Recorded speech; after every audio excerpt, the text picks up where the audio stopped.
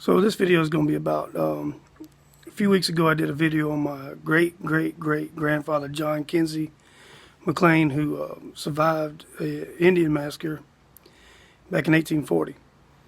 And to kind of go through the story again, he in 1840 he was on his homestead with his family and was leaving the log cabin that morning to go do his chores. He was 19 years old. And his, I believe his 12-year-old sister, somewhere that, she was out milking cows, I believe. And he saw about 18 Indians in war paint running towards the homestead. So he screamed for his sister to go inside the house, and they went inside. And the Indians were circling around them, and there was a mother who would be my great-great-great-great-grandmother, and she had, her oldest son was 19, had a 12-year-old, and then two babies, a boy and a girl. I think one was 2 years old, one was an infant. So the mother decided that they would be better off trying to make it to the woods and getting away from there, because they were going to try to set the place on fire and burn them out. So John Kenzie McLane, who was 19 at the time, tried to get his mother to stay and not go, and she grabbed one of the babies on her hip, and the sister grabbed another baby, and they ran towards the woods. And John McLane stayed in the cabin. Well, he saw the Indians trying to cut him off in the woods and ran out of the cabin to try to take a shot at him, and the Indians started shooting at him, so he ran back inside. And then he heard the screams and the gunshots, and later found out that they had been killed. So he stayed in there, and the Indians kept trying to burn down the cabin that he was in, and that wasn't working. The wind was blowing the stuff off, and so one Indian tried to come around and get close enough to throw something at the cabin, and my great-great-great-great-grandfather had a musket with one round in it, and he had a rifle with one round in it. I mean, this is 1840. This is before there was anything repeating. So he was going to use the musket, and this is all what I read in the book about his life. He was going to use the musket to try to kill one of them if he could. And then he was going to use the rifle on himself, because any men that were getting captured by Indians in that day were tortured by the Indian squaws before they were killed. So he was trying to avoid that, obviously. So he was going to save the rifle for himself. So anyway, I went down to the West Gadsten County Historical Society, which has some artifacts from this massacre. And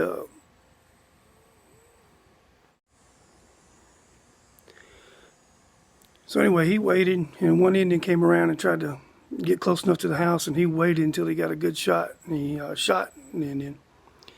And the Indian got hit in the gut and fell, and the rest of the Indians came and got him and drug him to the woods, and they were all crying, and he knew he had probably killed somebody important, because they were all really having a hard time dealing with the loss of this one particular Indian. And they went into the woods and had some kind of death ceremony, and he could hear them chanting and had some kind of ceremony going off in the woods.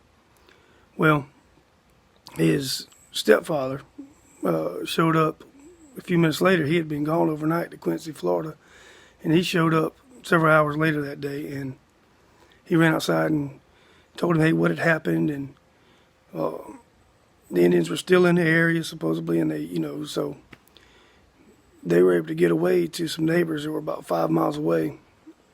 And then they came back the next day and found the bodies of his mother, his sister, his two sisters, and a brother. And his mother had been shot, her throat cut, and had been scalped. And his sister had been same, shot, throat cut, and scalped. And the two babies had had their heads beat in with a pine knot from a pine tree. So anyway, he goes on after that to join the Army, and he got drafted into the Confederate States Army during the Civil War when he was in his 40s. He lived until 1904, I believe it was. Anyway, I got his gravesite. It's going to be in the end of this video. But fascinating story. I mean, if he doesn't survive, then I'm not here. That's the way I see it. I mean, it's crazy. But I went to the West Gadsten County Historical Society, and they have a lot of artifacts from the story of my grandfather who survived this attack. And they have the rifle, which I'll try to show here. This rifle barrel across the top of this picture is the rifle that John Kenzie had on him at the massacre, and it was burned up in the fire afterwards. All the wood was burned off of it, but the barrel was saved. They have the pine knots that was used to kill I guess would be my great aunt and uncle. And the pine knot still exists. It's in this museum. It's 180 years old. It's still there, which is morbid but crazy that we still have that. This is the pine knot that was used to kill my great aunt and uncle when they were babies.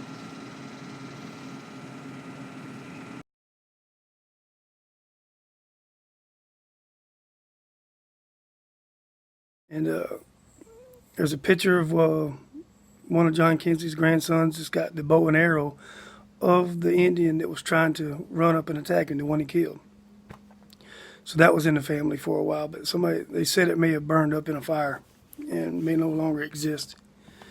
But anyway, there's several little artifacts from this story, and I'm gonna show you the artifacts, and then I'm gonna show you some of the grave sites of some of the people involved. But anyway, real fascinating story, and like I said, if he doesn't survive this attack, then I'm not here. It's just crazy to think about. This is a display case in the museum. This picture here is a picture of one of the relatives with the bow and arrow. Of course, the pine knot right there. And the rifle barrel right there is across the top.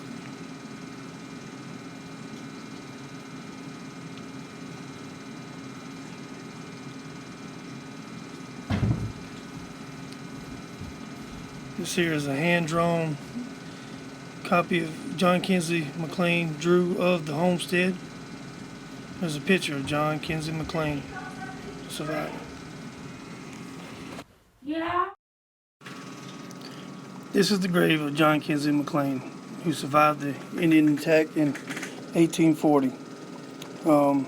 In the cemetery, there's several other people that are related to us. I think Eubanks, Edwards, of course McLean. I'm a Garner, Kemp, and the lady that married John Kenzie McLane, her maiden name was Shepherd. So I was going to put some other graves of some family members in this video. It's getting to be a pretty long video, so I think I'll make a separate video on family members in this graveyard. And anyway, thanks for watching. Like, share, and comment. Thanks.